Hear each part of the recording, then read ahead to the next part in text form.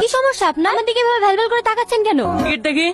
এটা তো এই বাসের টিকিট না। এই বয়সের টিকিট না। না, আমি চলে যাচ্ছি ইটস ওকে, আপনি চাইলে এখানে বসতে পারেন। যাবেন আপনি? মায়াপুর। আমিও ওখানেই যাচ্ছি। মায়াপুরের কোথায় যাচ্ছেন আপনি? জমিদার বাড়ি।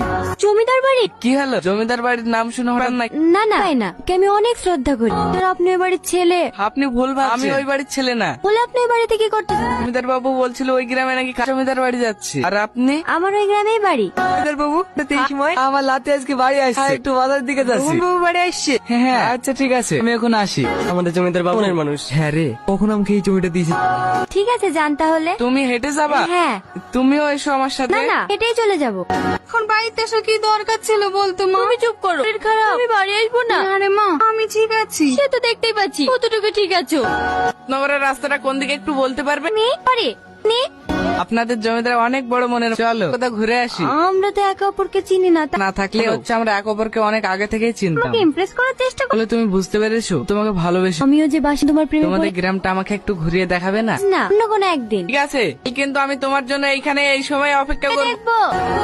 আমি জানতাম তুমি আসবে, যদি না আসতাম? তোমার ওই হাসি আমাকে বলে যে তুমি আসবে। হ্যাঁ, চলো। দেখো একটা ভ্যান আসছে, কখনো ভ্যানে চড়েছি? না। তাহলে চলো। ঠিক আছে চলো। কে সাথী? ও আমার বন্ধু শহর থেকে এসেছে, তাই একটু গ্রামটা ঘোরাতে নিয়ে আসলাম। ঠিক আছে বল। প্রকৃতির মায়াবী দৃশ্য যেন আমার শুরু করে দেয়। আচ্ছা, আমাকে কখনো ছেড়ে যাবে না তো? যত